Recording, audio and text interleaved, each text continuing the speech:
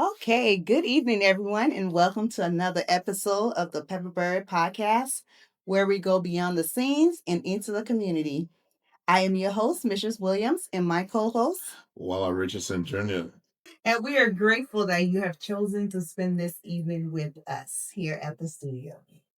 See, here at the Pepperbird TV Network, our mission is to create a platform where voices are heard, facts are shared, and meaningful conversations bring our community together.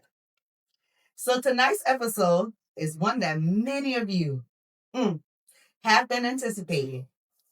We know there have been many questions, conversations, opinions, so many other things. But this beautiful lady here today in our studio. But we want to definitely clear the air and set the record straight. So tonight we have been given the opportunity to grace our studio with her presence, one and only Mrs. Dee Lolin. Do you want me to call you Miss D or you want me to call you Miss Beckentee? Which one do you prefer? Whatever you feel comfortable. I like Auntie D. That's right. See, so Miss D is here today to clear the record straight. And today our title episode is Setting the Record Straight. Boy, it's gonna be something. Wow, are you ready for that? Oh yes, I am. You ready? Make sure you loosen up that phone a little bit. Let's get into it. Let's get into it. Oh goodness. So we're gonna have interactive discussion tonight. And after this interview, we're gonna be able to give our audience, our supporters, an opportunity to chime in into the conversation. So they will be asking questions, and I hope you're ready for it. They don't have to call in. You guys don't have to call in. All you can do is just ask your questions on the chat. They'll call in. They'll call in? Yeah. Okay. So you guys can call in. And Miss D, are you ready to answer some questions? I am. You are? You ready for this? Yes, I am. Okay, let's dive right into it. So, how do you feel right now? Comfortable. Comfortable? And I'm feel honored to be here today on the black couch. On the black couch, yes. I'm very honored and I'm very proud of you all, that we as Liberians can come together and create a space where we can talk about things that affects our community and beyond. So I'm more than excited to be here today. Thank you so much. And that is our mission and vision for this Pepperbird TV network is to have voices in our community to come and tell their stories because these stories will one day be our history, right? So it's important that we have people such as yourself can come. And anyone else who would like to be part of the Pepperbird TV network would like to come on this black couch and share your story. You are more than happy to contact us, Wallah or myself, and we will be more than happy to bring you on this black beautiful couch. We're gonna dive right on into it. Go ahead, Mr. Richardson. Yeah. Thank you so much for it. Good evening to all of our many listeners and viewers at home or workplace or wherever you find yourself this evening. It's a pleasant evening here in Charlotte, North Carolina, and I'm excited to be in the studio with the former planning and program committee chairman of the Liberian Community Association of Greater Charlotte. That position I occupied in the past, but for the purpose of today, we'll be hearing from ND like what they said. So I'm really excited, and I apologize for the delay. We were conducting some fact checks that we just completed, so I'm really excited. And I'd like to hear from you on a few things, and we'll get right into it. So, end of the day, I know you are a businesswoman. You have your hall here in Charlotte. You own the Project 1610, a place where we gather usually for occasions. I just want to ask you before we dive into the main thing for today. I just want to ask what led you into the hall business. Love the community and wanted to make sure that my African Liberians and of also Caribbeans, other group of people, immigrants that are here in Charlotte have a place affordable that they can celebrate. We are in a boundary or in a fear or in an based on I cannot afford. Mhm. I wanted to make sure it was affordable that all of us can afford to do that. That's the reason. Okay, that's wonderful. That's wonderful. Yeah. Yeah. So I'll let Wendy continue, and then we'll just jump into it. So, what do you have some questions? I've been seeing Auntie D around, and we all know her in the community as Auntie D, right? An entrepreneur, a business owner, a mother of this community, always helping people and stuff like that. I want you to share a little bit on your background, where you come from, and why you choose to make this community your home. Well, originally, of course, we are from Liberia, but I would say my home away from home is Johnson City, Tennessee. Yeah. My family and I migrated to this States, or my family migrated to the States some 56 years ago. Huh. And I was lucky to be here for at least for 37 years of that. Um, so through marriage, okay, I came to Charlotte for my second Charlotte. Okay. And when I came to Charlotte with my boys, I love Charlotte because I realized the potential of Black people being millionaires within Charlotte. There's a lot of opportunity. And I know once you work hard, the sky is the limit. So because of that, I started striving. I wanted to make sure, not just for myself, or whoever I come in contact with, young or old, especially my younger people, that I see striving and want to create something, I'm there to help.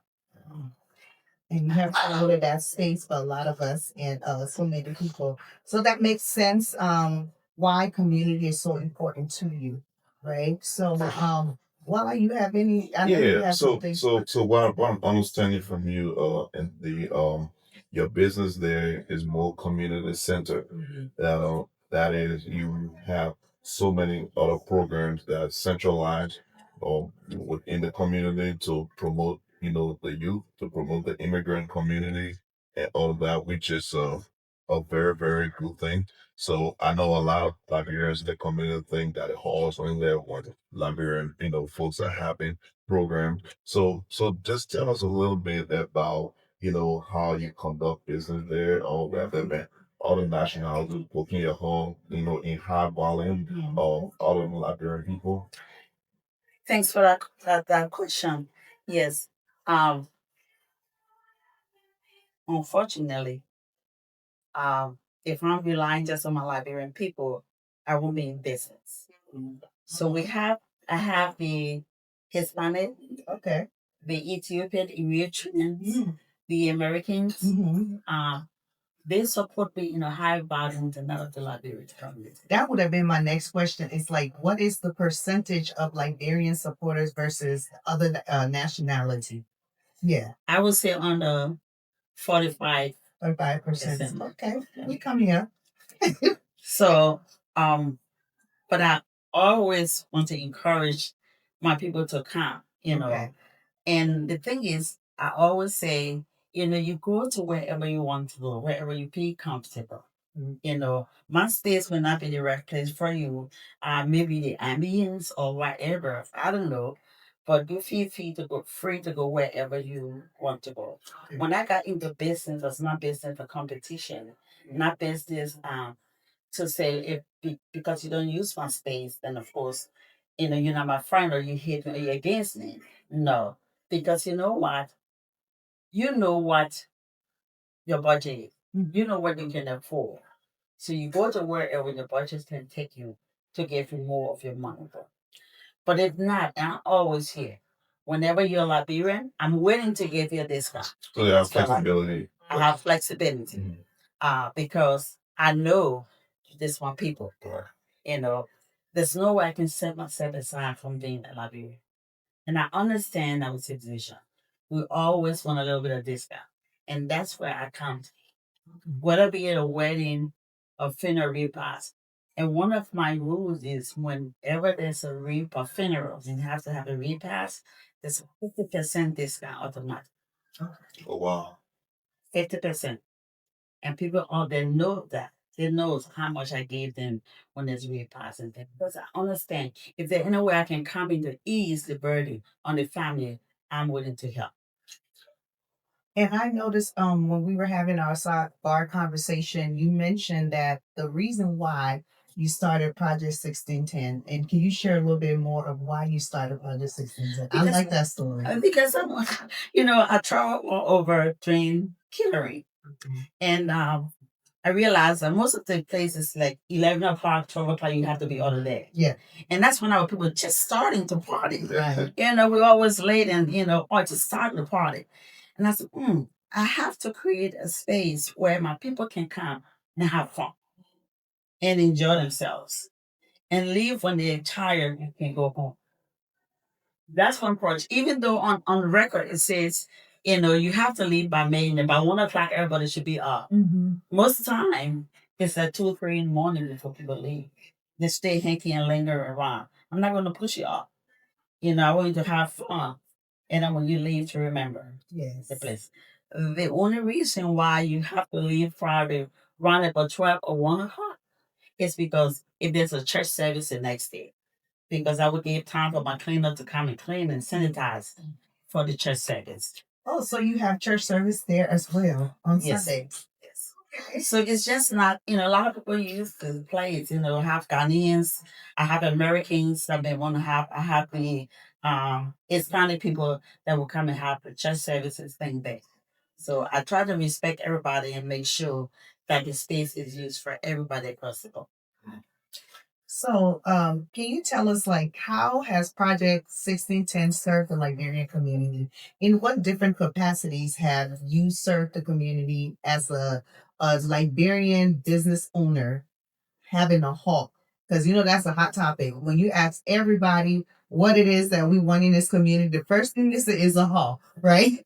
And I'm like, we have a hall. We can partner with this person. I created a space where Liberians can come and have their weddings, their baby shower, graduation party. Okay.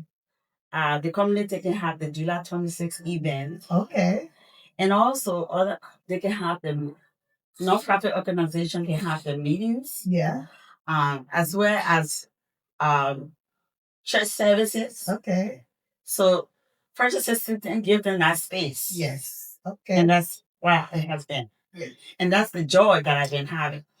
That they can come and say, well, we're going to purchase systems in this home, and we can go there and sell there feel free. Yes. So I created our space, and always it's there for Liberian who wants to use it. It's there for them.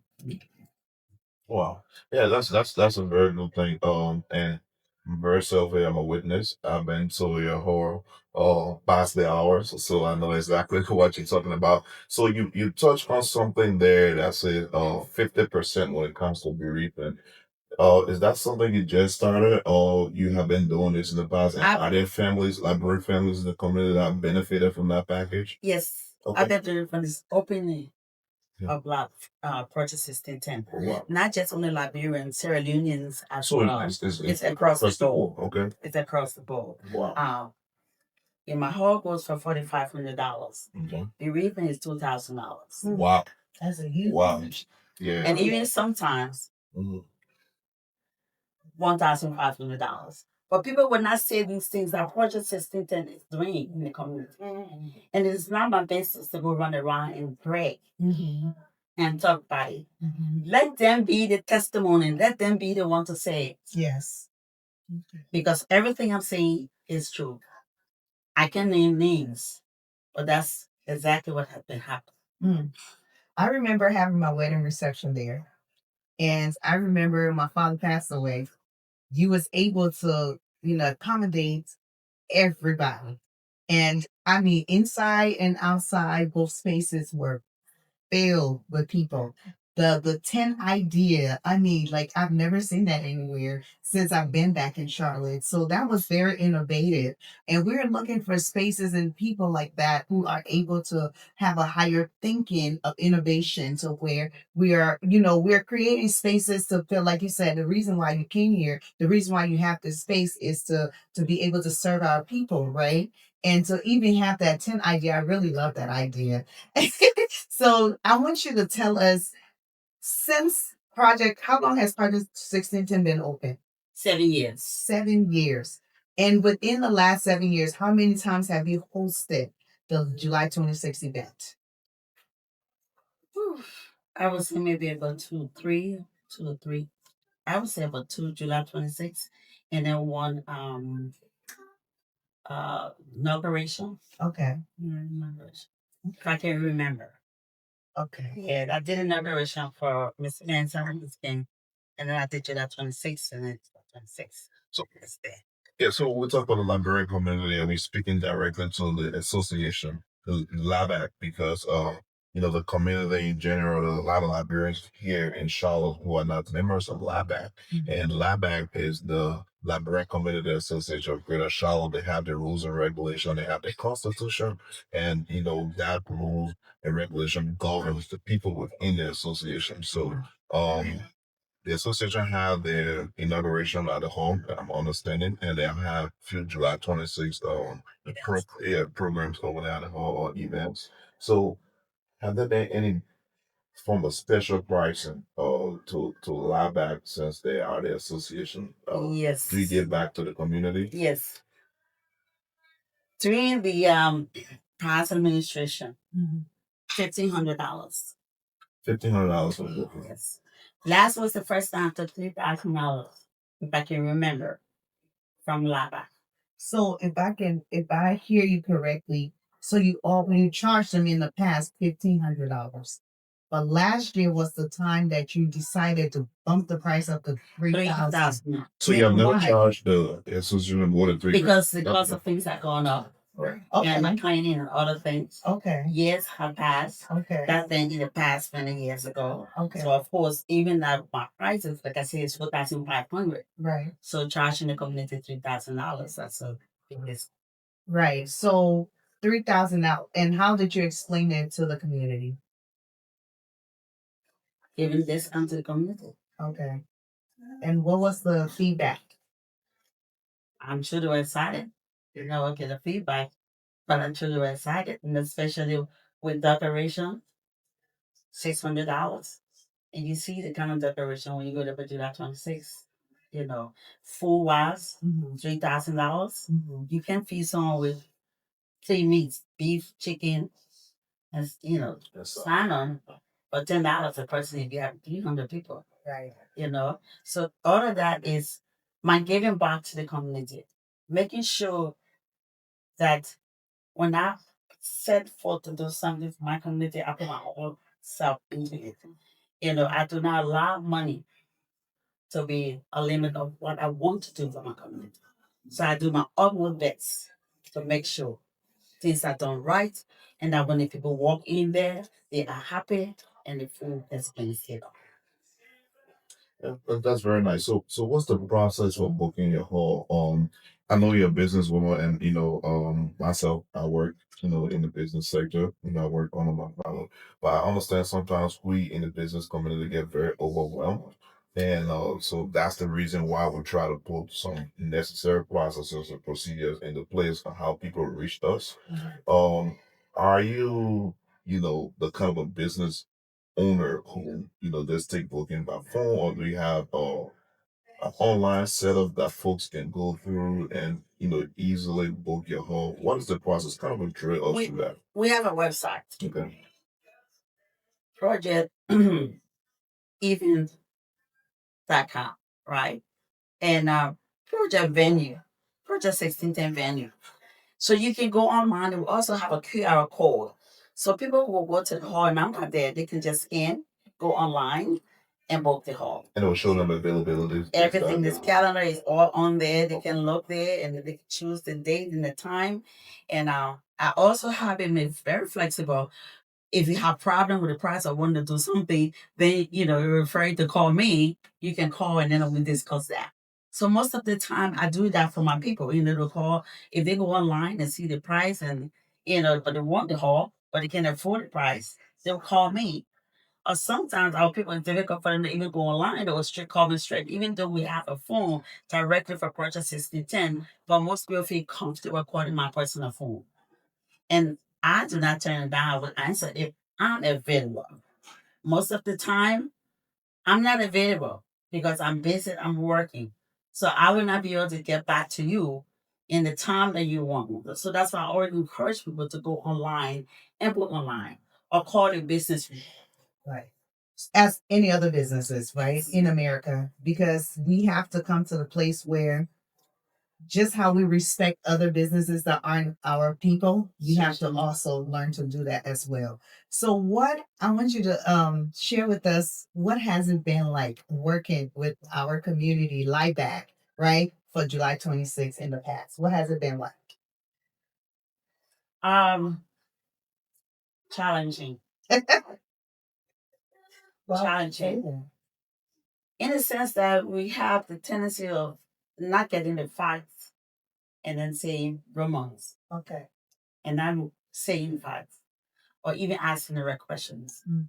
Um, there are times that people would say, she charged too much, or she's the kind of person that would charge either or, you know, she's just difficult to work with. And that's fine because, when you're familiar with somebody, you don't follow the rules. That's true. Especially for us. We feel so comfortable and we expect everything to be yes, yes, yes. Whenever you hear no, there's a problem. You think there's an entitlement mentality with our people? I think it is. Okay. And what do you think how can we break that mindset? Because it seems like there has been some challenges with Project 16 and yourself. That's why we're setting the record straight, right? So why do you think that mindset of entitlement, like we are entitled to your business? And I said we meaning us in the community. Yeah, because maybe be is around with them in places with them and I don't take myself so seriously and walk with chip on my shoulders. I'm willing to help, I'm there and not that, so people feel that they should answer the phone whenever they just dial the phone and she should respond, and if she don't, what's wrong with you texting me and say, I've been calling you but you're not answering, but the reason I'm calling you is because I wanted to know if you have this data later. You know, uh, that also is a challenge. You know, they would call a woman at all times to just answer or just to show up at the call at any time. Because the other one would see or or want something, and if I can't do it, that's a problem. Okay. So with you being the planning chair, you was the planning chair for LIBAC, correct? And you having a hall, right? Explain to us and our viewers out there, like how how does that work? You being the planning chair, you having the hall, because now LIBAC is not hosting their event at your hall anymore, and that has been the conversations, the opinions, and that has been the tea in the streets, right, Mala? The conflict of interest. Yes, I said the tea in the streets. Okay. We are Liberians, and one thing I do, I give back. Okay. For years immemorial, as I can remember, I gave back to my community. I would buy T-shirts, I would buy tickets, then I would donate to the community because that's something I love to do with my community. I want the best for my community. I will always do that. Again, remember, my reason for establishing Project 1610 is because for affordability. Okay, yes. Right? We used to use Oasis $6,000, $5,000, right? Those are the prices. If you look back on the record, those are how much they were paying for places for July 26th of events. When I came to pay, now if you want to go and pay $6,000 or $5,000 from the Liberian people money to another group of people that does not benefit your community, it's up to that planning chair to do that. Or you can say, I'm going to go to my community who I know support their community and make sure I pay less money and not misusing the Liberian people money to pay more when there's a space that you can pay less. So last year, the choice is this. We went other places and we found our ask the prices. It was high.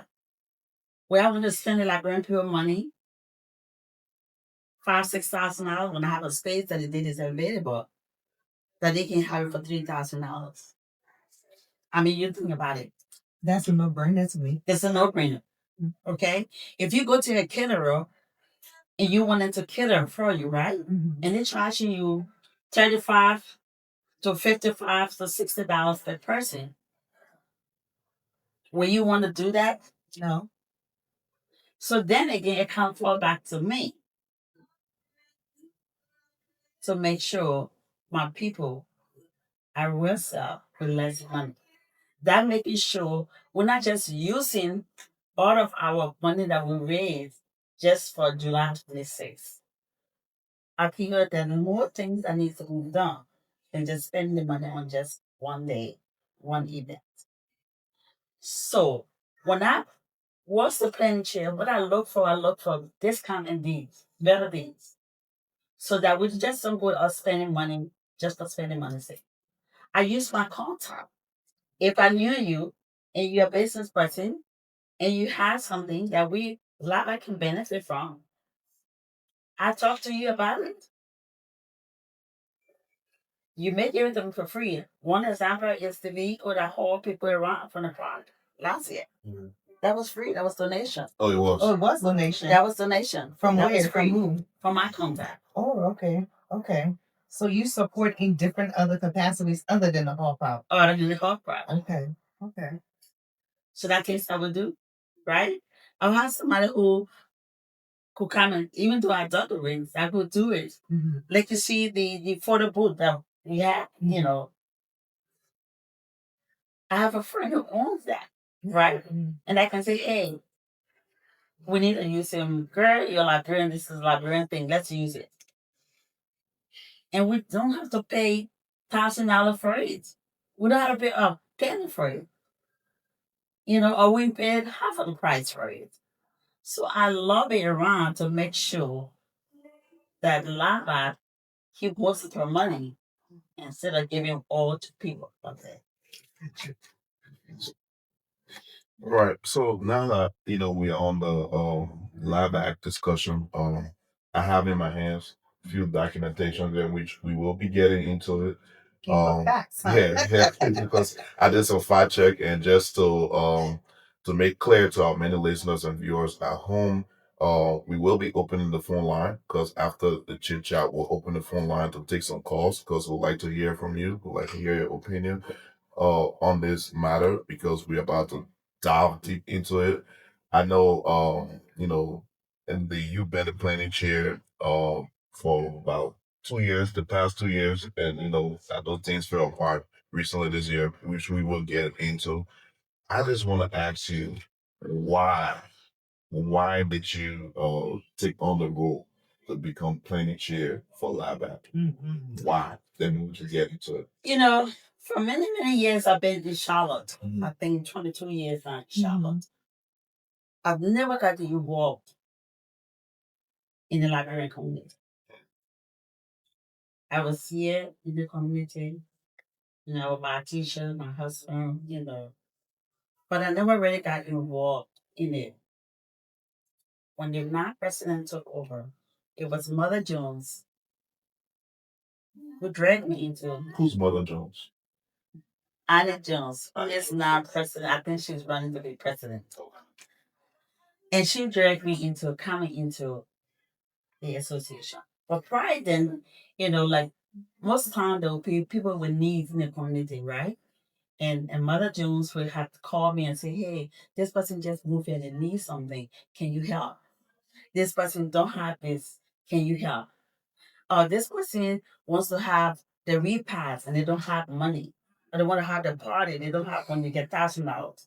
And I would joke my mom, honey, you don't have a share in my business. Okay? Stop giving people a price. But she will go out there and give you a price. Mm-hmm. And then they'll come to me, Mother Jones called me and say it's okay for $1,000 or $1,500 and stuff like that. And I have to honor it. So because she saw me always helping and being there and the care that I gave, so she encouraged me to come and be a part to help in. And I agreed to do that. That's how I came into working in And you've been working as a planning chair for 1 year, 2 years, or 3 years? 2 years. 2 years? Okay.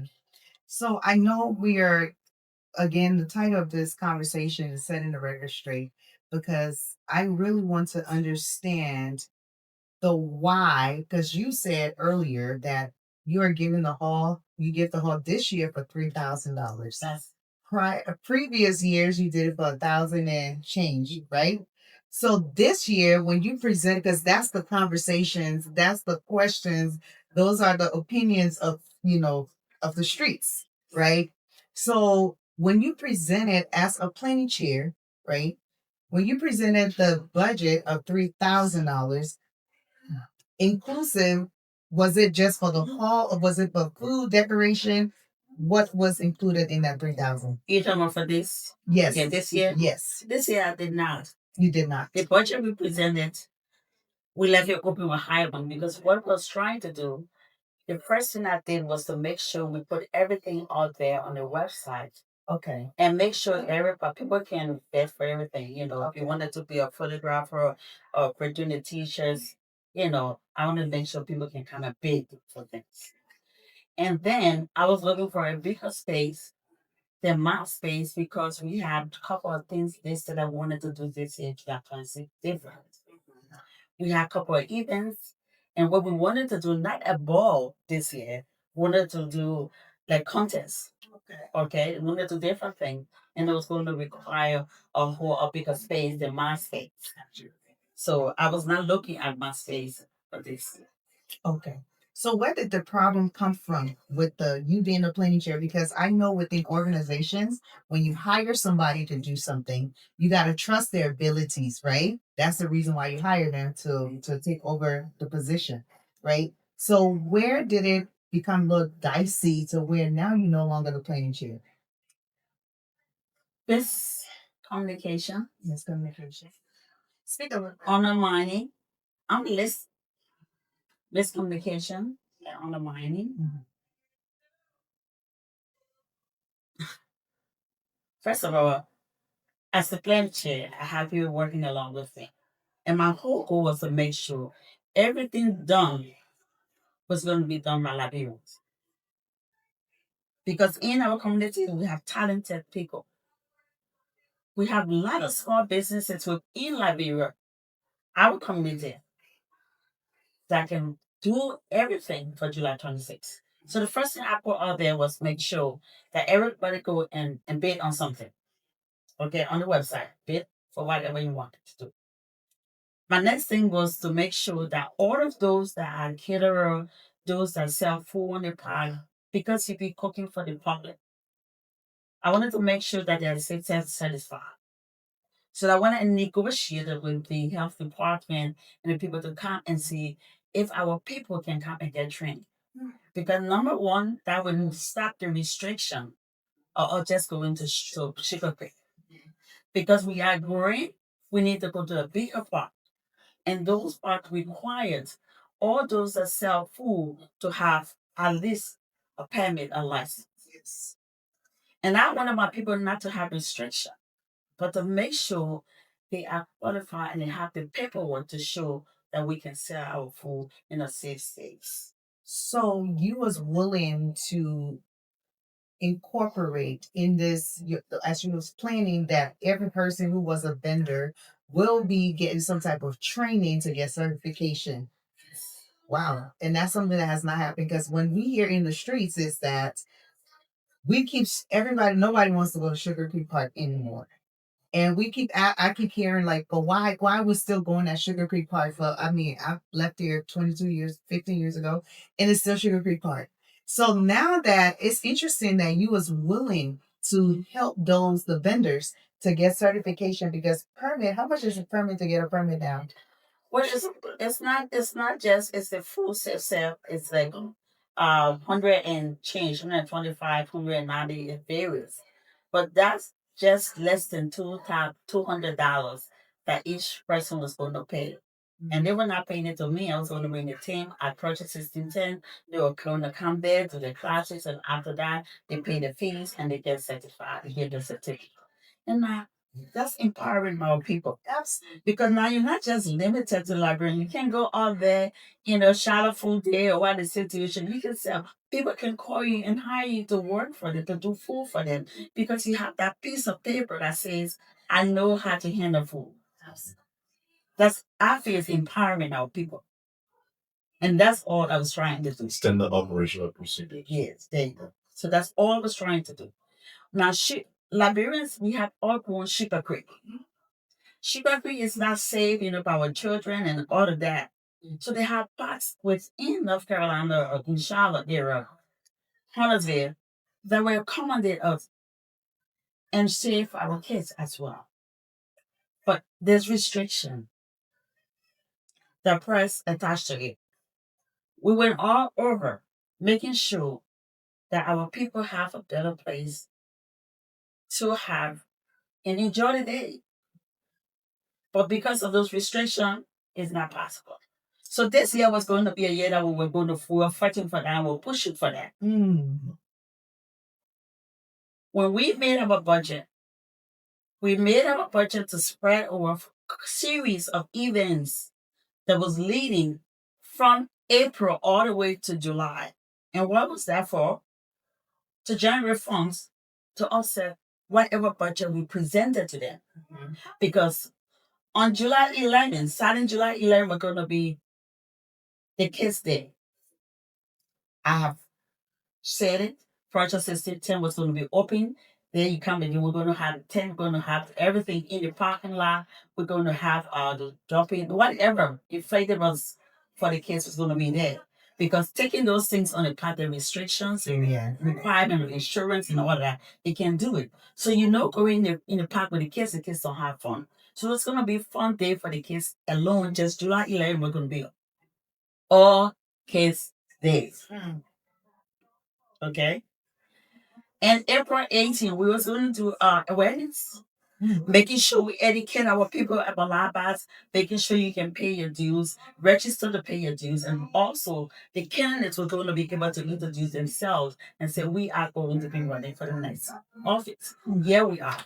That day, all day was going to be for LIBAC. We were going to sell food, we were going to sell drinks, raising funds to make sure we have enough money to run July 26th or what we want. Again, we had events planned for dry race competition, making it fun. Dry race competition was going to be where everybody that sells food in the park kind of participate.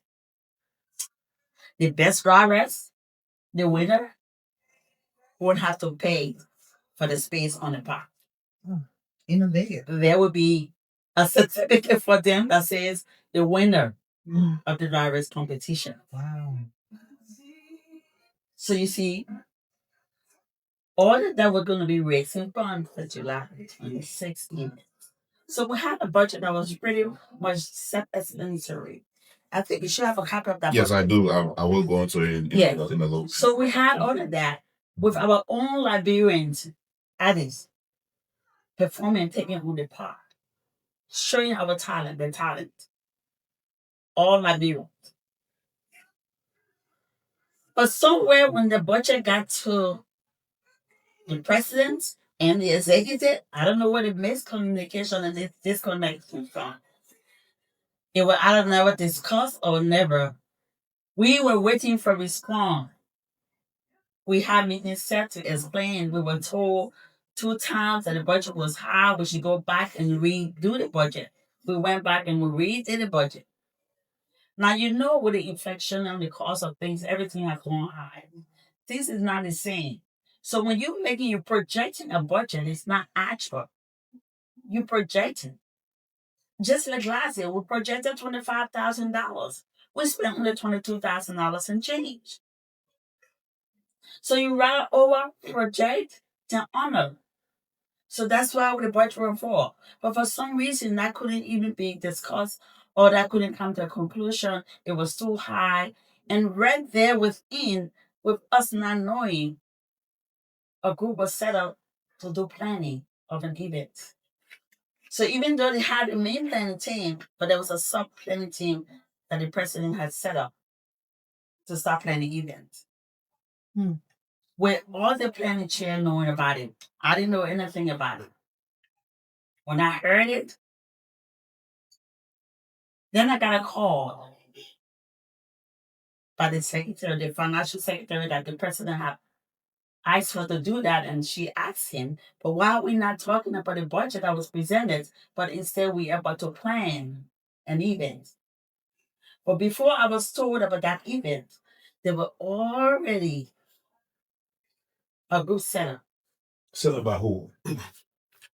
by the president, I guess. The president appointed one person. And who was the head of that group there? It was the financial president. The financial secretary. Yes, secretary. Okay. So she called a couple of ladies and asked them, to help. And they went ahead and found the park and everything for that event. And when she called me, she said, yes, it was the president that asked her to do this, and he's the one that causing the problem. I'm sorry you just get to the year about it, but yes, we are playing it, but not yes, and you can take it over. I can jump into something for it. I mean, we are playing shit. We presenting your budget. It's not been discussed, nothing come back to us, nothing. We have time, we have things that we have to do, we're running out of time. And you plan another event with another thing. Right. So the vice president serve as the ex officials on committees. Oh, there's a chain of community leadership and everything. When that happened, did you guys reach out to the vice president? What role did he play within? Well, from what I was told, the president told the vice president to reach out to the planning team and let them know. And then you reach out to him? No, I think he referred them back to him for him to do the call. Like I say, it was some mix. So it was a dilemma there, back and forth between the year. So it was that back and forth, and when I found out, I called the president and say, what is this I'm hearing? The president, he quit to apologize. So Mr. Rickman I did apologize for. Yes, he apologized for what happened, and it's just plain tricky in there, but I said we already have things listed in the budget. We already have the wrong plans. We can be planning something else when what we have already listed is not being addressed. So then we asked again about the budget. Where it's too high. So then I told you, now you go ahead and write and tell me exactly what you want the budget to be. How much you want. Because of course, we have series of events that we plan. We run out of time. And then he wrote, text me and said, there will be no draft on the board. The president said that. Yes. Do you think he was operating from do you think he was operating from a place like emotional space? Because I believe at that time he was bereaved, right? And when the budget was presented, the mind frame that he was in, do you think it could have contributed to that? I don't know, and I cannot speak to it. Okay. But I think as a leader, when you're leading, you have like you say, the vice president, who is like the between his ex official. I mean, people have turned it over to him and say, communicate. I can't do this, or I'm taking a leave of absence, or I just can't do it. There are many ways that have been discussed. Right. We had a personal meeting with him, one-on-one after a general meeting, along and we have Mr. Francis here to sit as a mediator, and we talked to him about all of these things. And then we were told to go back and revisit the budget, and we did, and presented it to you, and still there was nothing. So I think there was some misunderstanding, or maybe the mind were already set for that. And I think we were just fired at a time when you had set a young planning team. We were already not. Right, I know whether you're trying to come in, so no, go ahead. I have a follow-up question, but I want you to, because I know within the LIBAC constitution, it allows the president to appoint on committees. So he appointed you guys, the entire planning team, to the planning committee. And when he made that executive decision, were there any communication from his office or from himself to say that he was relinquishing you guys off the committee because he was appointing other people to spearhead the planning committee? Were there any communication in between? Because he cannot appoint, two team or two people at the same time for the same function. That's a contradiction. So No, were there any we communication? were not told when he set up his planning team. Okay. We were not told. Like I said, we heard it. We just heard it, Right. and then it was confirmed Okay. that he did that. And according to him, it was really for just one event. But of course, I don't think that's what it was. So I think because I've been doing a lot of research, and again, your position at the time is a position I've occupied, so I have general knowledge in depth of what's going on here. But that's a conversation for another day.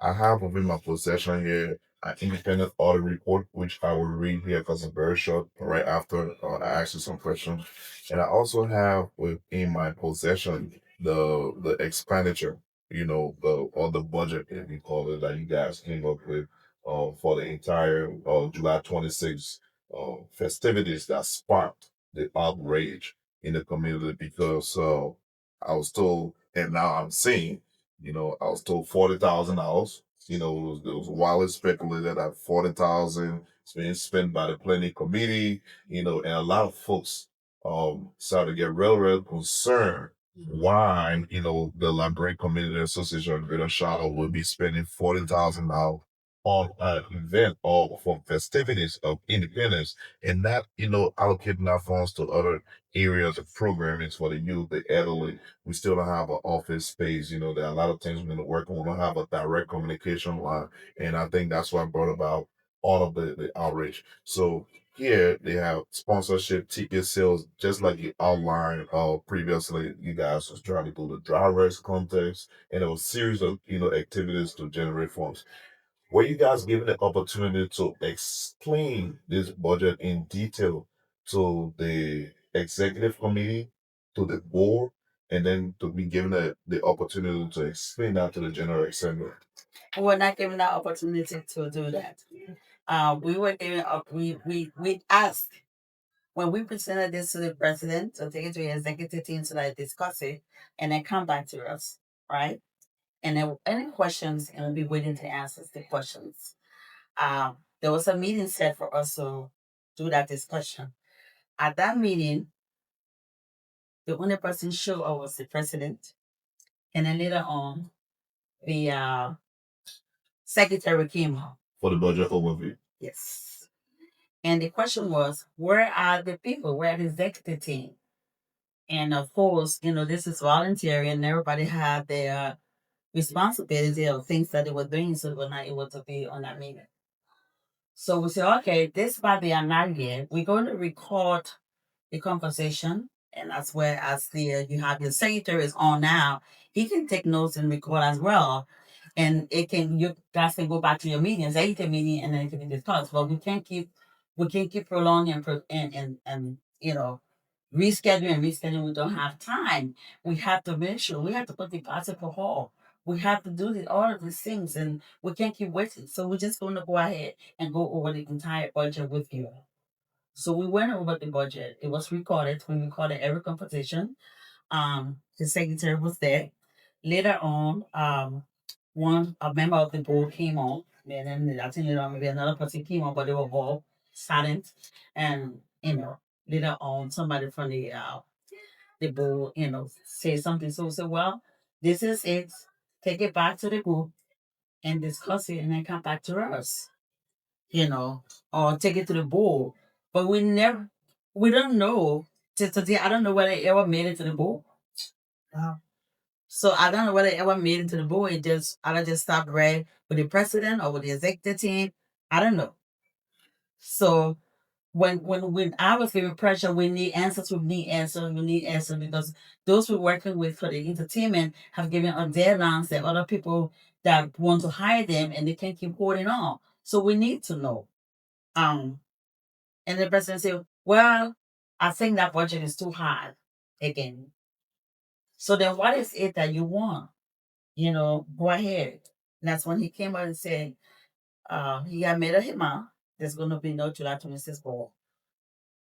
Whether it was his own decision or a decision with the executive team, I don't know.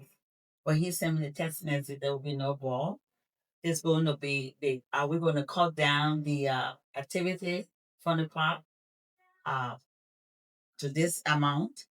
And from now on, everything that will be done will go through the financial team, and we will play everything as by ear. So in a sense, there will be no budget we're working on. Wow. So I understand in organizations, the beginning of the year, the executive thing, correct me if I'm wrong, they present a yearly budget, right? They already know what is allocated during the year because this is not our first time having the Liberian Independence Day Festival, right? We already know every year is going to be there. When you started as a planning chair, was there ever something presented to you and say, as the planning chair person, this is what we have to work with? No. No. Okay. Wow. So there's nothing there. Nothing there. Nothing's there. So you have to come up with your budget. Come up with our budget. And with not having an ID, because I think it's the executive team that is supposed to have a yearly budget for you to say, Mrs. Lolin, here's what we have to work with. Yeah. So you work around that budget. So okay. And that was the reason, not to just to piggyback on something.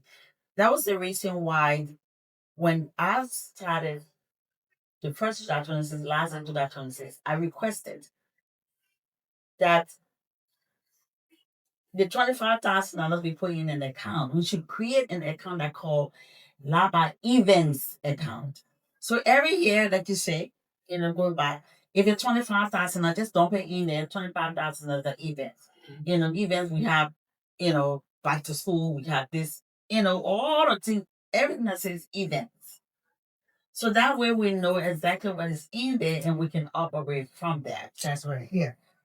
And like you said, you're right. That's how it should be done. But it's not like that.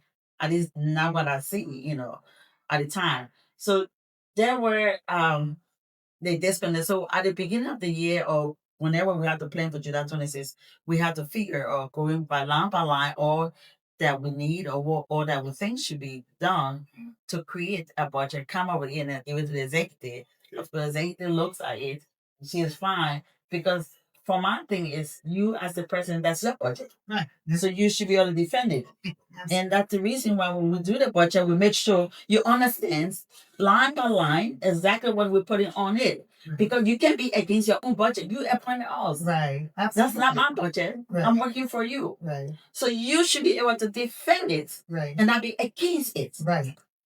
So then where is the disconnect? Because now I'm understanding as you're explaining, sharing your truth, I'm looking at it like, okay, money should not be a problem for an organization. Not at all. From what I'm understanding, it seems like money is a problem, right? So if money is a problem as an executive team, shouldn't we be rectifying that problem as far as, okay, we know we have a budget, right? Which is, let's say, for example, if our budget is $50,000 for the year, shouldn't we be raising money as an organization to be able to fund these different activities based on our projected budget? Do you think we failed? I said we because the community, we failed to do that? Yes, because I think July 26th should not just start in May. Okay. We should start raising from the July we have into the next July. There should be things going on to raise funds. And if that is not happening, then of course we just wait until May or June come, then we start fighting each other for 25,000 or 45,000. So my thing is, what is being done? We have money in the bank, we have money in CD. For what? This is the community. Who's supposed to benefit from that money? This is not a community. And that becomes a problem whenever what's happening to all the youth and the older elderly in the community, what's going on. But then when the time comes, you have maybe 100 or 90 or 85,000 in there. You're wondering, Because the only big event you have, a fundraiser, is July 26th. You spend money to make money. So don't you think our focus should make sure that everybody on board to make sure we raise money enough so that when July 26th comes, we already have the money?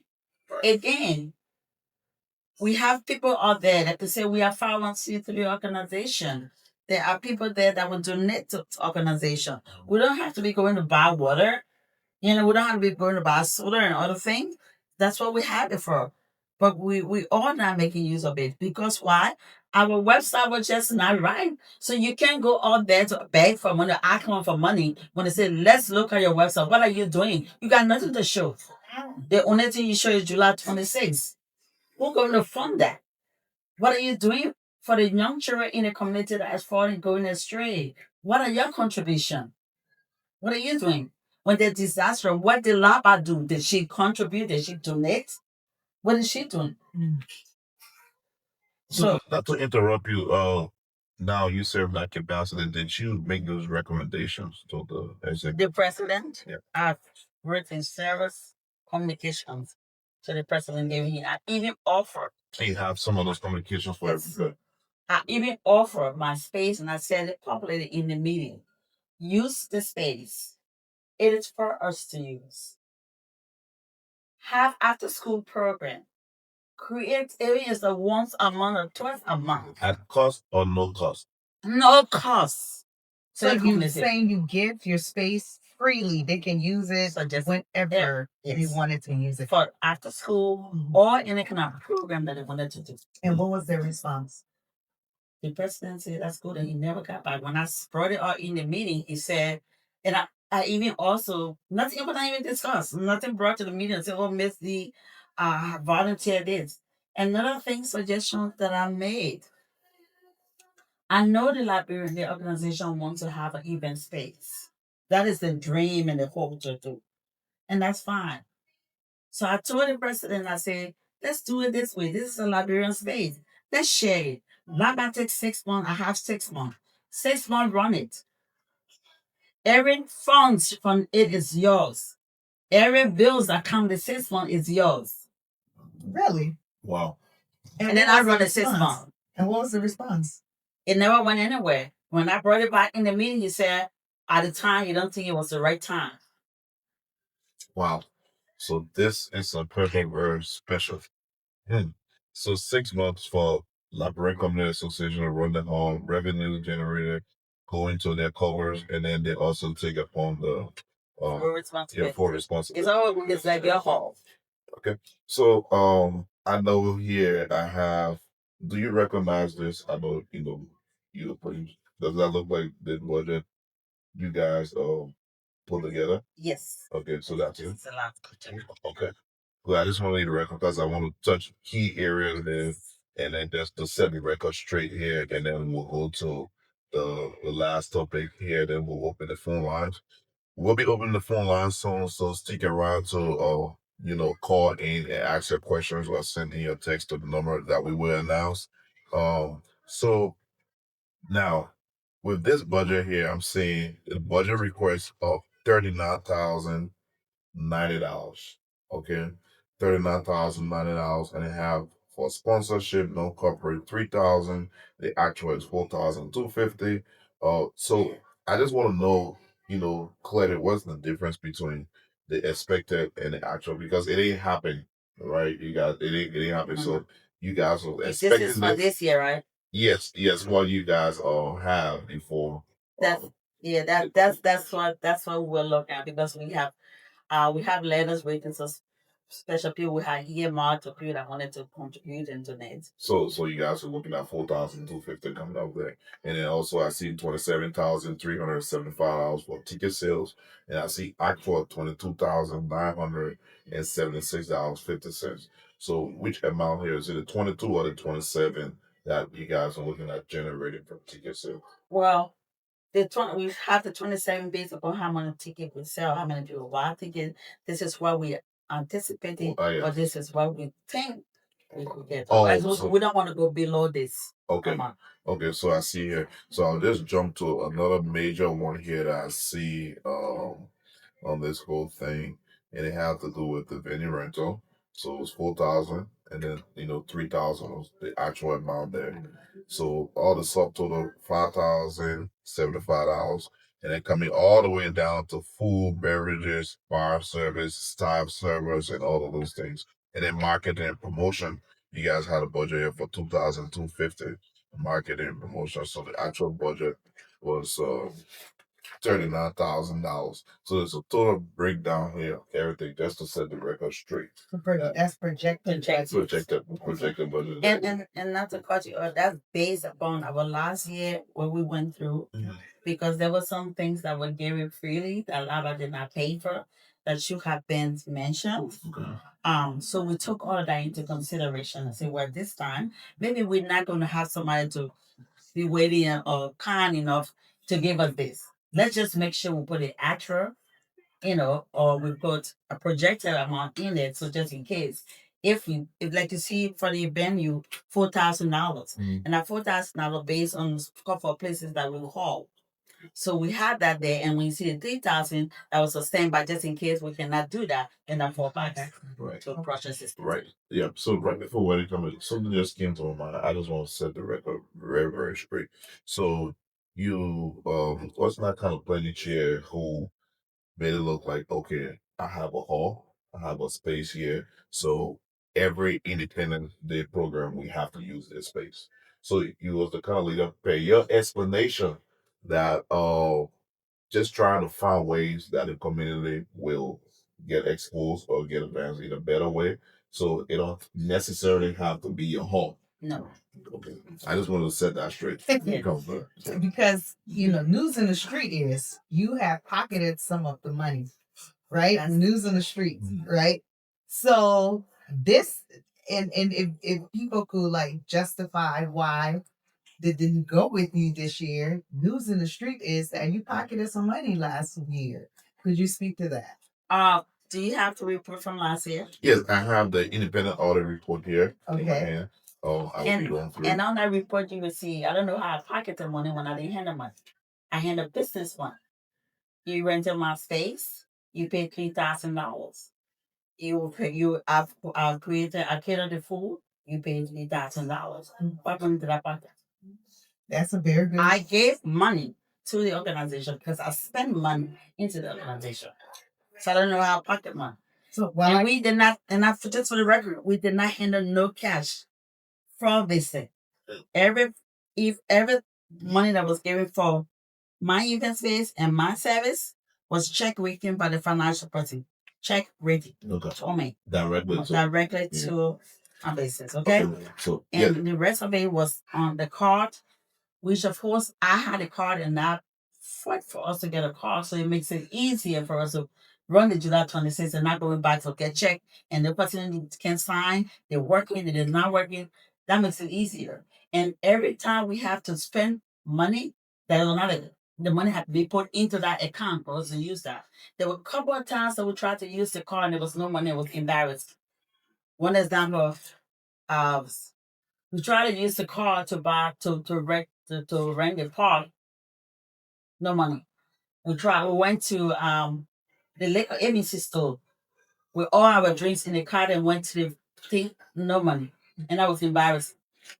So when you said no money, I mean, it's probably you guys going to those places. Wasn't a transfer made from maybe the savings account into checking account? I think the president may have forgotten to do that. So we have to call. So that's the reason why. So to set a record straight, it's not like there was no funds. There was funds, there's not funds. Funds not on the card because I ran into something like that, which might have been quite different. And so that was the previous community president or past president. He's watching and tested that. We went to rent the van. So when you spoke to that effect that the van was free to transport people to the park, that was a savings right there because I know we paid almost $900 for the van and we ran into similar situation where the car didn't work. And I had to spend my personal funds that I requested LIBAC to pay me back, to put the funds back on my credit card. So those things happen. So just to set the record straight, they have funds. But it had to it was transferred whenever there was a purchase fee. We had to inform. Yeah, but at least there should be, a working relationship where we don't run into those, into those problems. So permit me to run quickly through the audit report here. I'll try my best in 2 minutes, and then we will go to the next, the last topic, which is the ongoing speculation of sabotage Yes. and all that. But and then we'll open the phone line. So this is an executive summary here. It said this report presents the results of the independent audit of Liberian Community Association of Greater Charlotte for the period of May 2025 to September 2025. The audit was conducted to assess the accuracy of financial records, effectiveness of internal controls, and compliance with applicable laws and accounting standards. Overall, the reports presented by the planning committee and finance team had variances that were identified and explained. The planning committee reported revenue and expenses were more accurate than reports provided by the financial team. Additional details of the variances are cataloged here in records are fairly presented and issues noted. This report was prepared by Mr. Francis Kinsio and Mrs. Musu V. Rains, who now contested to be vice president for the community. So they have the business overview and everything. So I'm just going to go into the key thing, not to waste any time here. I would like the community to understand the audit methodology before we go into it so that they can have a clear view of what's going on here. They say the audit was performed using generally accepted auditing standard GAAP and included review of accounting records and source documents, interview with financial team and planning committee members, analytical procedures and sampling tests, evaluation of internal controls, reconciliation of bank statements to reports provided, and it's a delineation of July 26th program revenue and expenses from the organization's normal activities, dues received, and other related expenses. Okay, so this is the financial statement review, income statement, revenue recognition, procedures, and inadequate in both reports. Example, all cash donations to the event are recognized as revenue. The finance team inconsistently classified revenues. Example, cash donations of 2,500 were not recognized as revenue initially, but added later to total income.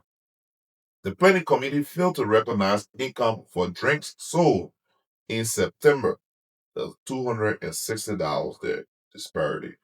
The planning team did not recognize income of $98.45 in September. After the meeting with the finance team, both teams reported expenses consistent with the audit review.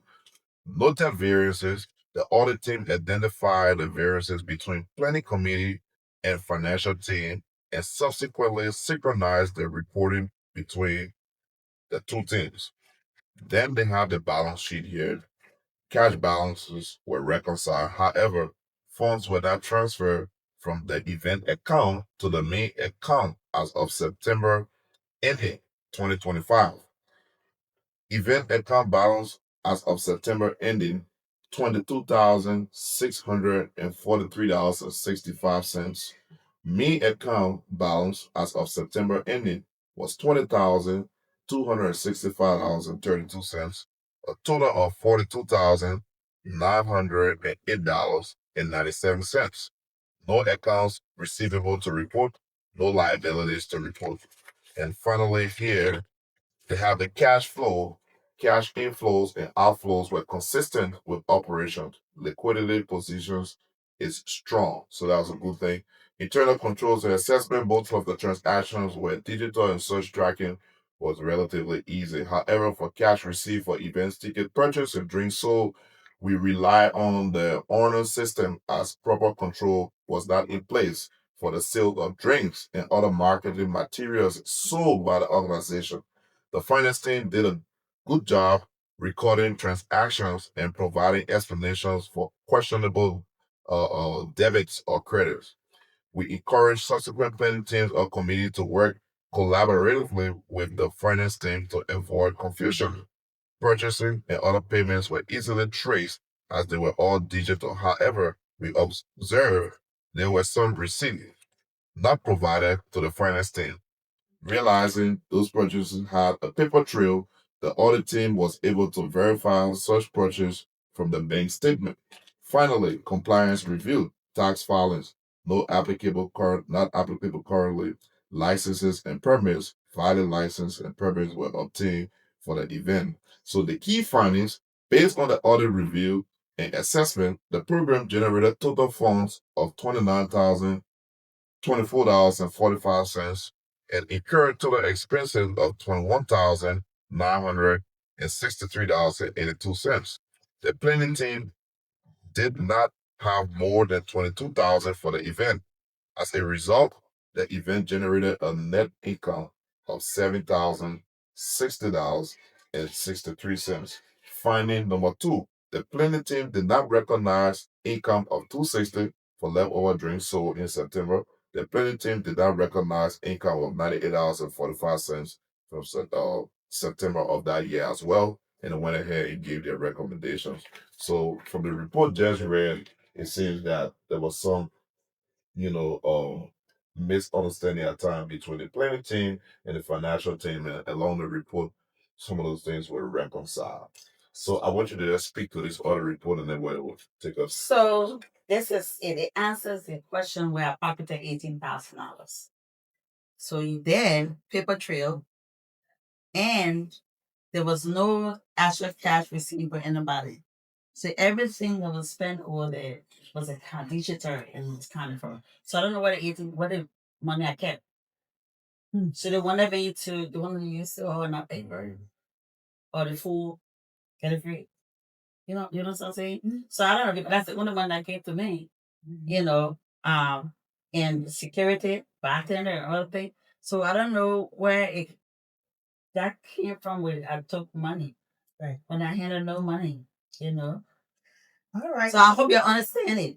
I didn't keep no money. Everything was paper. It's paper trail. It's written here from the audits. It's clear, fast check, and everything. Yes. So it's clear to the point.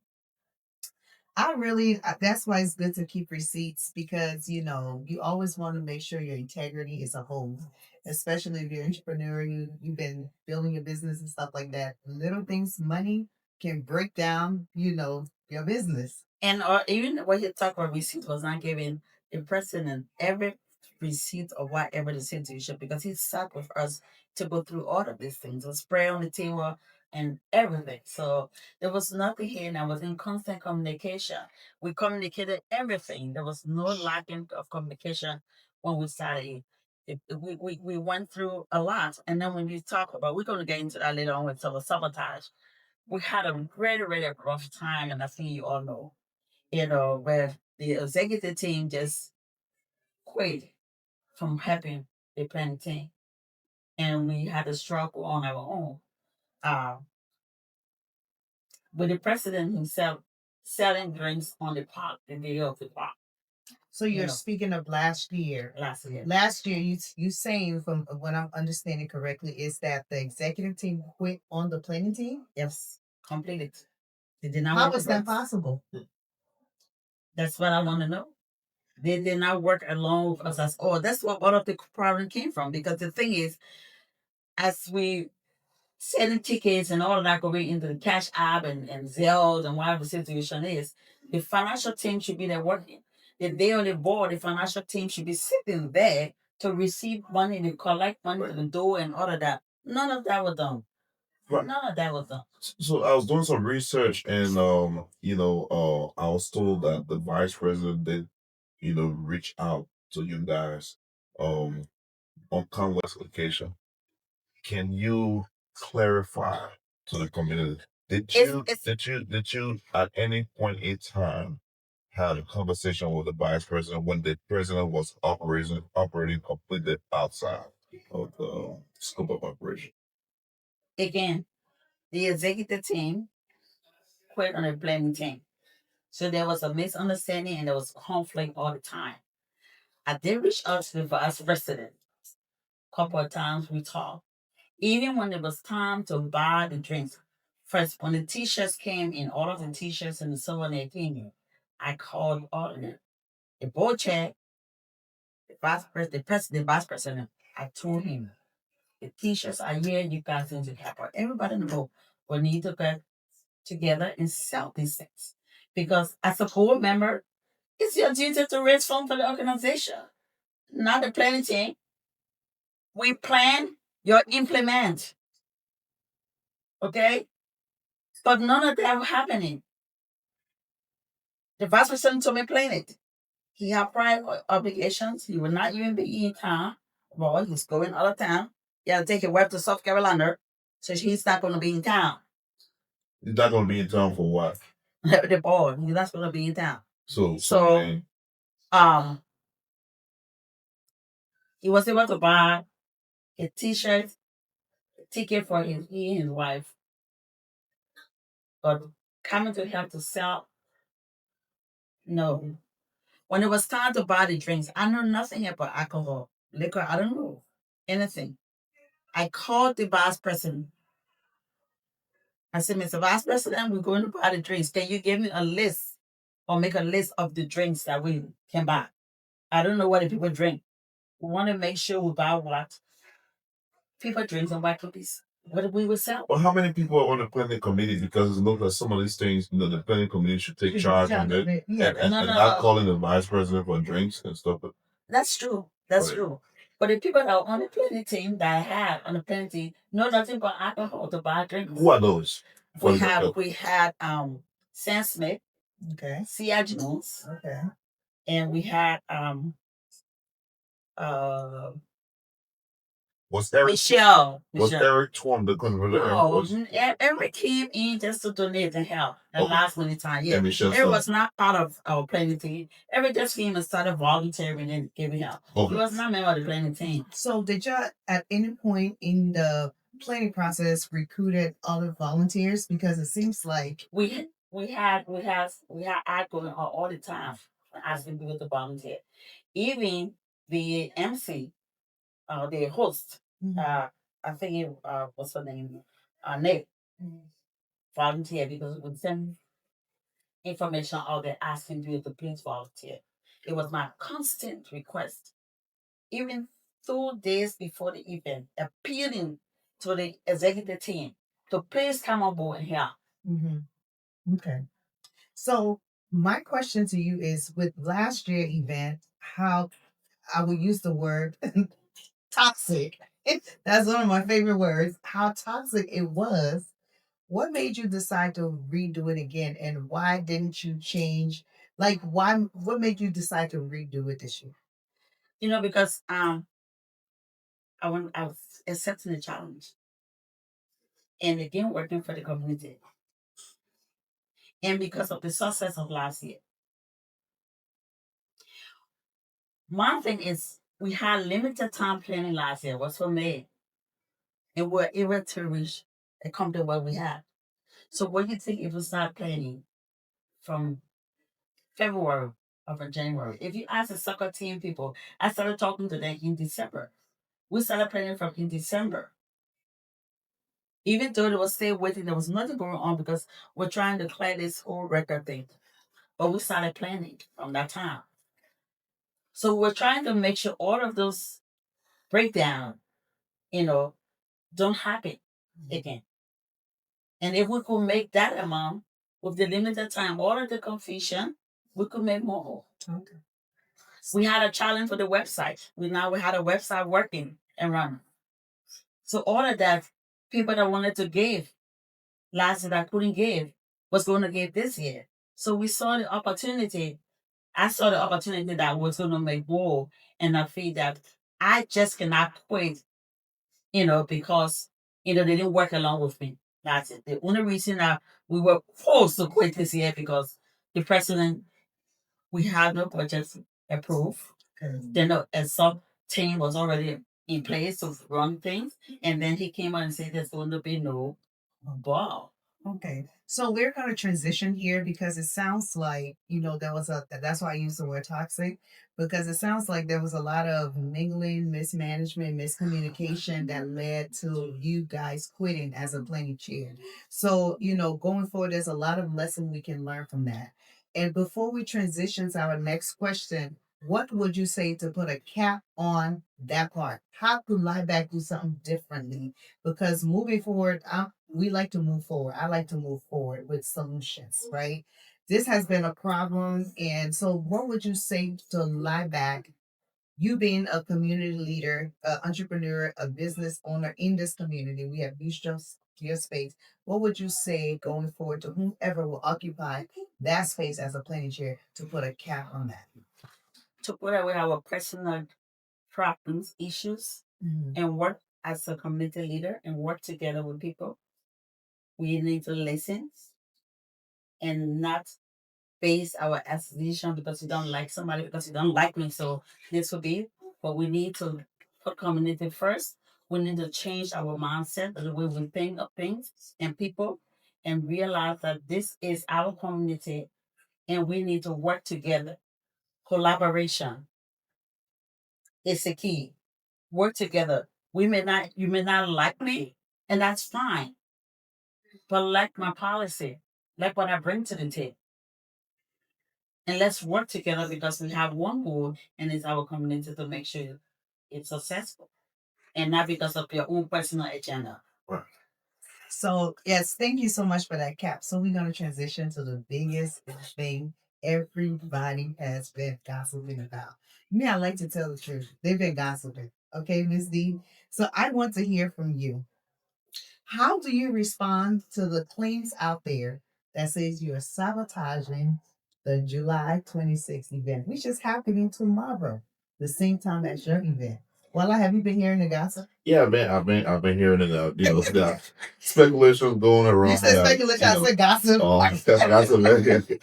That you're trying to sabotage the July 26th event because because I'm an insider. This association, I know pretty much everything. Okay, and I know that the reason the gossip has been going around is because it's been said that you, Miss D, was the playing chair and it didn't go your way this year. And you guys resigned, you guys are bitter. So are you guys being vindictive? So organize this back to my roots on the 18th of July, the same day as the Liberian Association of Greater Charlotte Ball. I mean, did you guys intentionally do this? I mean, Miss D, to be honest with you, it looked like it. Yeah. So come on, clear the air here. Yeah. Sabotage is a very big word. Maybe if you say conflict or schedules or mistiming or whatever the situation. But again, let's go back to it. Who am I? I'm a business owner and I have an event space. Do you expect me to shut it down because LIBAC is having an event? Think about it. Okay. So are you telling me all of those are having graduation parties? Mm-hmm. Salisbury having her own events. Mm-hmm. And all of the surrounding areas is more than I don't know how many events going on tomorrow. Right in Charlotte, there are 8. Thank you. 8 different events tomorrow. So are they all sabotaging? Or is it because of me? Is it because of the area, because of the close proximity of the event? Were they not thinking that I had a business right in the same area? Were they not thinking that this is a business that's not closed, that is open for business and everybody can rent it and she can use it and she can choose to have what you want to have? Were they not thinking?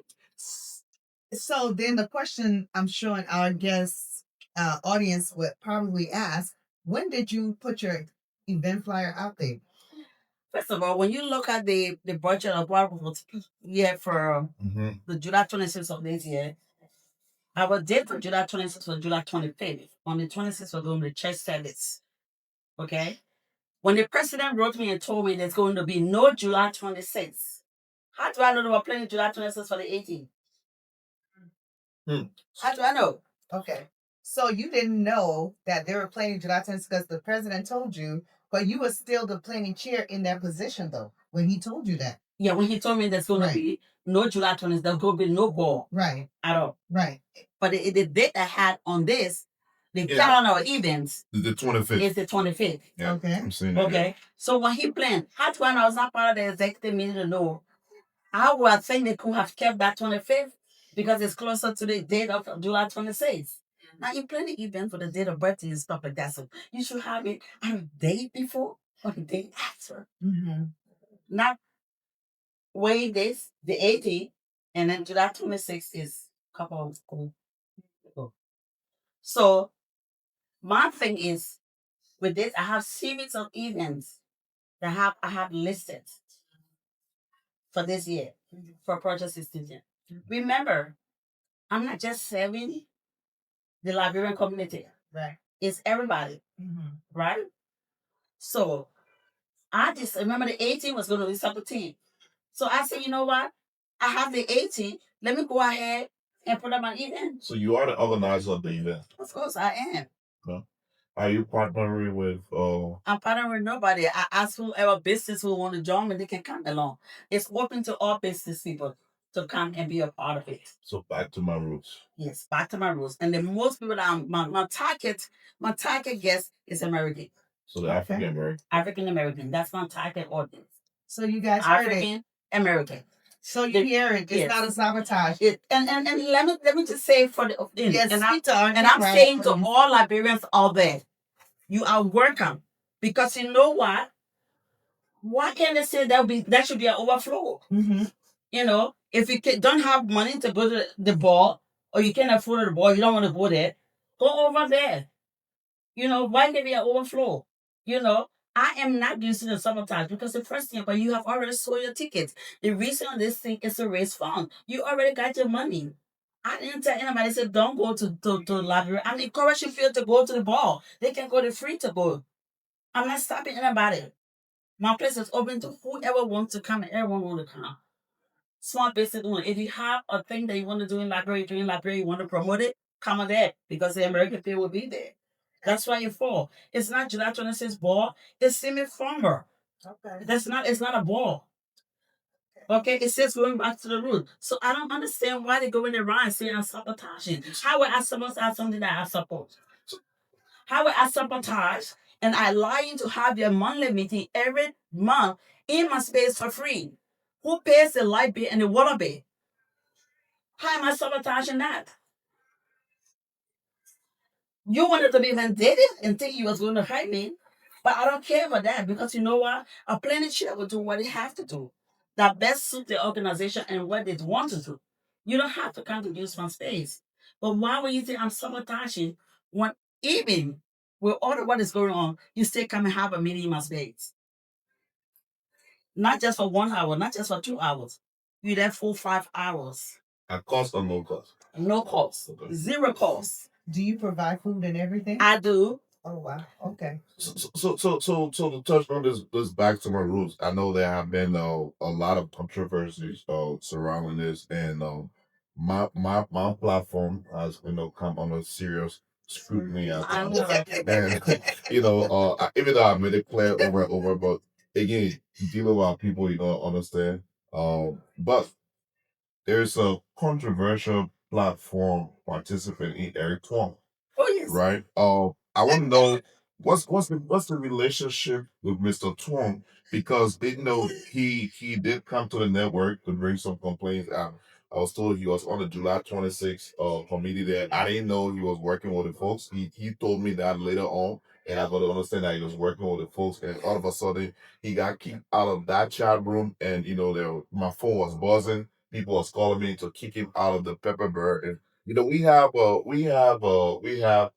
an operation. So real quick, I just want to know what role Eric Twum played in this whole back to my root. Like you guys working together. You know, Eric's a friend, and I think brought everything to the community. Mm-hmm. See, now when we started doing July 26 last year, Eric is a Liberian, and Eric wanted to belong, wanted to be a part of something, and Eric came to visit us, and we saw Eric with great ideas. Someone who is power or equal and want to work and give back to the community. Whatever. He has all this great thing with his military background and all of that. We welcome Eric to the community, right? And Eric did a great job because there was a lot of things that he donated to the July 26th last year. They're taking on the lead of printing all of the programs and stuff like that. Even towards like the certificate and giving stuff like that. Eric did it. Okay? I thank him for that. Somebody giving back to the community. So that executive team saw Eric as a means doing it. That they can work along with Eric. And because they saw Eric that was working along with me, they took on Eric now because I'm like the target. We have a common enemy. Eric is not my enemy. So they used Eric to say a whole lot of things about me that they done that. And everything came back to me. I don't understand. So did you at any point in time did you receive a call from Mr. Trump to organize this event? No. So you did not. I organized my own event. Okay. Is Eric working with you on this event? Is he working with me on the event? Yes. Eric, of course, he welcome to do that. He's not working along with me. Okay. He's my friend, yes. Okay. We can idea Eric welcome to do anything. That how Eric will work on it and provide the tickets and everything for the July 26th. Yes. Because No, that's my event. I plan my and I even heard, I know on purpose, where I would say, oh, the event canceled, Eric canceled the event. I said, that's my event. That's not Eric. They're just trying to say, oh, that Eric. No, that's my event. It is my event. And if you come to my event tomorrow, you'll see exactly what it is, what it talks about. Okay? It's not Eric's a Liberian. Like I say, anybody who have business, I have other business people that are going to come there to present their platform, to talk about what they're doing in the community. While you continue that, let me announce the line, the phone number to call in because we want to take at least 5 questions, this evening to balance this program. 704-777-9110 is the number to call. Again, 704-777-9110. Please, if you have any questions or concerns in regards to the topic discussion, please call in and give your input. We'd like to hear from you. Want some feedbacks. Again, 704-777-9110. Please call if you have any question for our guests in studio. So And also you can throw it in the chat as well too. And Yes. I just want to add to it, there's another event going on the 25th. Again, that becomes a problem. I have a space. It was rented for July 25th. And those folks will be called and they're sabotaging, getting in the corner because there's something going on. So are you saying I should close my event space for the entire month of July or all of the days that LIBAC is having events? I should shut down my building? No, that would be impossible. But I guess, for me, the takeaway I'm getting from you, Miss D, is that, McDonald's and Burger King operate next to each other. And I feel like the Liberian community is so grand that one hall cannot contain everybody. So we should probably be more open minded about, okay, yes, Mary is next door to Peter, but they both can still function in their spaces with quality. So your quality services will speak for itself, right? That's what I'm taking back from what you're saying. So if you could tell our audience here, like, what is, I know you mentioned a little bit in explaining the why, but tell us, like, if people are coming to this event, what are they going to look forward to? We're just going to look forward to having a good time and yet us talking about Liberia, encouraging people that wants to go back home to go back home and all invest in Liberia and the way to do that and how you can do it. We look back and see Ghana is very flourishing. Ghana, a lot of Black American going back. I have a lot of American friends, that wants to go to visit and they visit all the time everywhere. So we're going to talk about trying to find ways to encourage Liberian Americans to go to Liberia and visit Liberia. And not just every time we have to go to Ghana or go to South Africa, but Liberia is there. They can come and visit as well. Okay. That's all it's about. And we're going to have, our African food, just so I can try it. I'm going to have lawyers that will be coming and talking about immigration stuff. If you have problem with immigration, this was a lawyer that she worked for ICE and she resigned from ICE. So she have a lot of information to help us Liberian immigrants that have problems. You don't have to let anybody know. You just secretly take her card, give her a call, and she can work directly with whatever your situation is. She will work along with you. So those are the kind of information I'm trying to bring together so that people can gather this information, take back, and be with people. Remember, I'm all about community. I'm all about building community. I'm not trying to be bad. I'm not sabotaging nothing. I'm not telling you not to buy a ticket. I'm not telling you not to go to the Liberian ball. Please go there if you can. If you have not bought your ticket, buy a ticket and go there. Please embrace the occasion. It's your independence and it's your celebration. But if you don't and you cannot have, you welcome to share straight over to me. I'll be waiting to receive you. Very good. We're gonna take calls and any questions in the chat. Any questions? So let me take a look at the chat real quick to see if any questions so far, and then like I said, the phone line. Let's see here. No questions Okay. so far. So, what would you say to those questioning your commitment to this community? They gotta know me better. Okay. And some of them know me but refuse to accept who I am. Oh, there's a call coming. I'm sorry. Let's Don't good forget evening. to call. Hello, this is Eric Joe. Uh, yeah, this is Eric Tom. How are you this evening? You are live on the Pepper Burr we have in studio. Mrs. Deconti Lolin.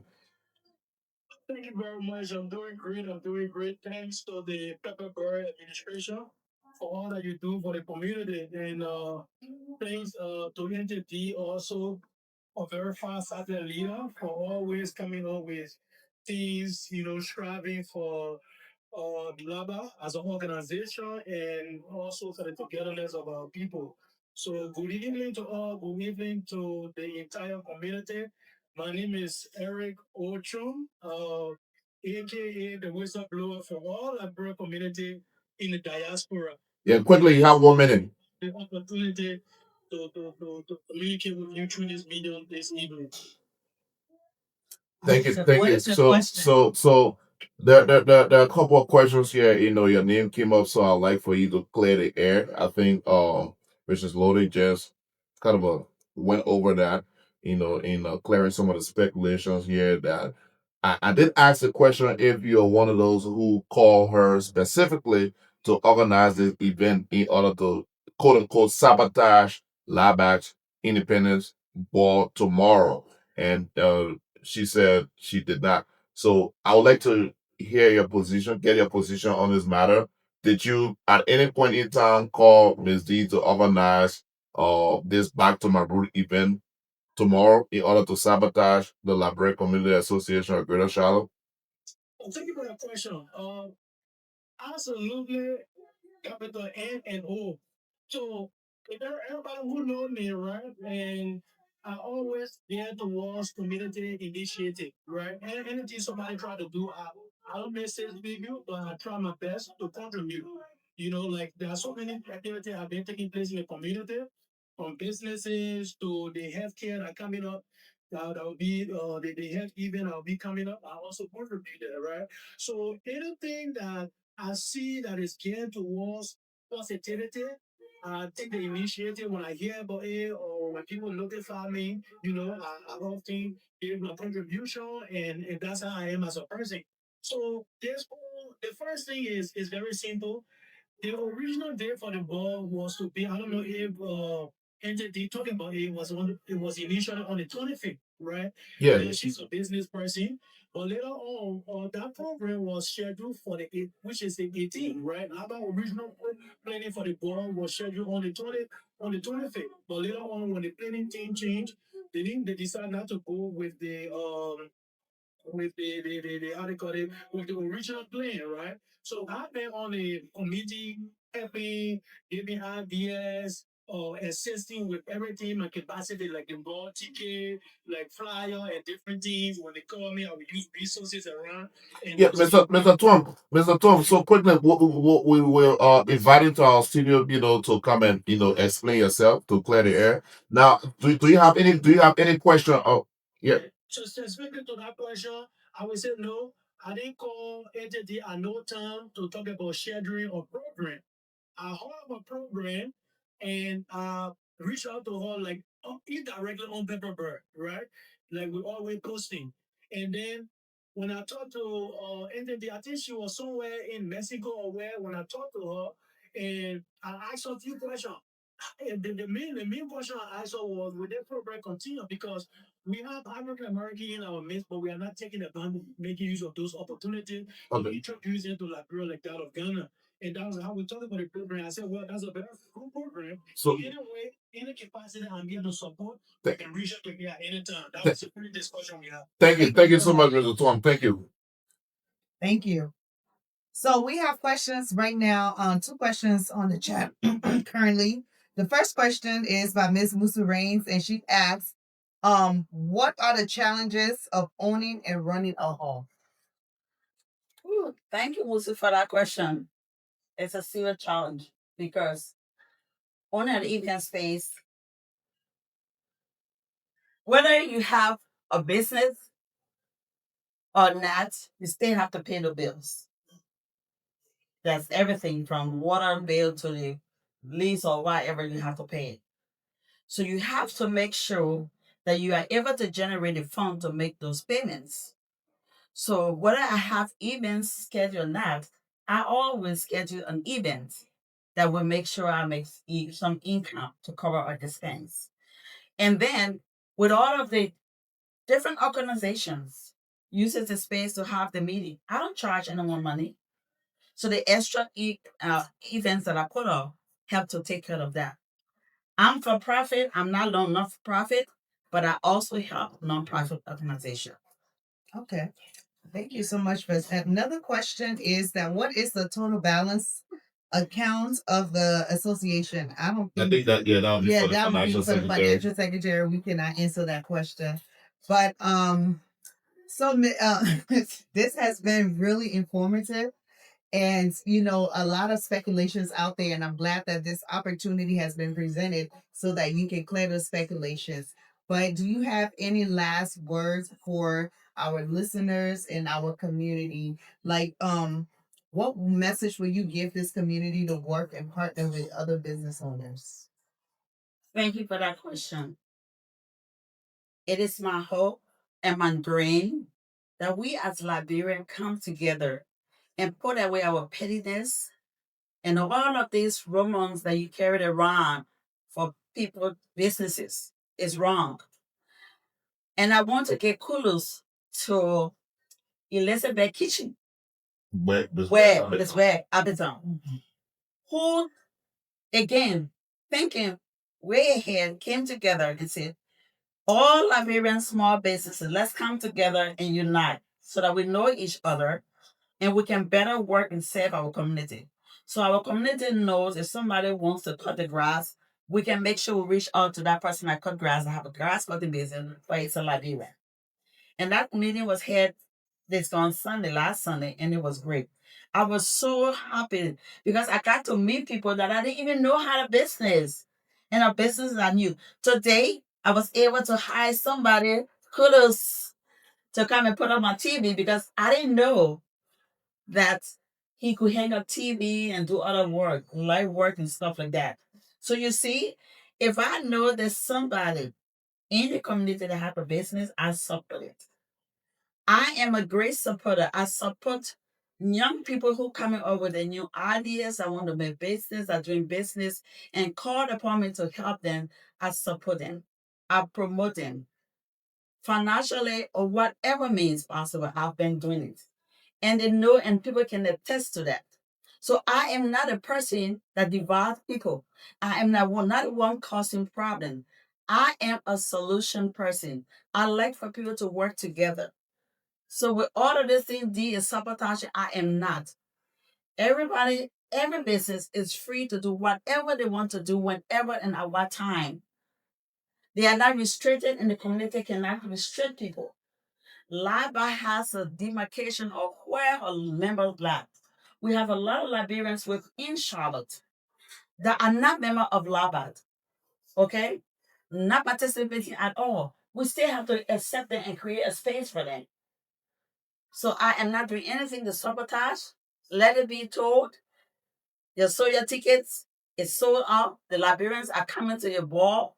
And I am also having my ball. I'm welcoming anybody and everybody to come and join us tomorrow at 6 o'clock. And on Sunday, we will be having the soccer team. They can also come and join us. Very well said. So my last question to you is: do you see yourself in the future working along with LIBAC again? Absolutely, yes. As a planning chair or a different capacity? And in capacity, but not president or vice president. Why? Anything on the board, wherever I can make decisions, I could be here. I don't want to be restricted and put in a box.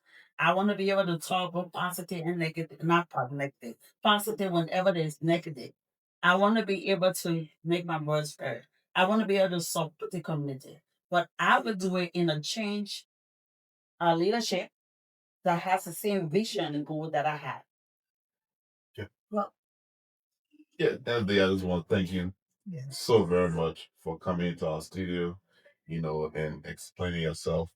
It's been my high honor and, distinct privilege, along with General Manager for the Pepper Bird, Miss Weather, Mrs. Weather, Dee Williams, and our wonderful production team. We have the IYCG technology media that we partner with, and then behind the set also Brother Aston Johnson also helping us here this evening. I want to say a very big thank you to all of them for helping us, and I can't thank you enough for coming.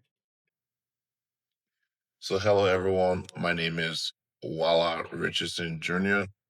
and I am the founder and CEO of the Pepperbird Television Network. The Pepperbird Television Network is an online television network here in Charlotte, North Carolina, based within the Liberian community but expanding globally. Um, this vision came about when I decided to launch this online television network that will capture everything in our community in terms of programming. But we cannot do this with all your help. So I'm here today to appeal for donations to help us maintain this platform and also expand our operations. Because if we do that, we can see more community involvement. So I'm counting on you. There's a link in the bio that you can click and just donate to us. It's a good cause. We are also seeking young folks to come aboard to get some basic media skills. We are going to help train them with the right experts to train them, make sure that they get those skills that they can go along, help them in life and so forth. So as of right now, I just want to appeal to you to help donate to our platform, to our network, to enable us expand our operation. Thank you.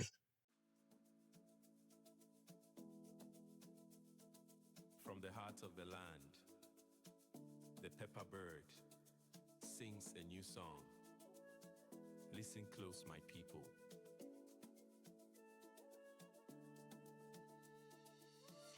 Early in the morning, the light begins to break. A beautiful promise for every step we take. We rise up together, the old and the youth, living in harmony, walking in truth, with strength in our hands and hope in our soul.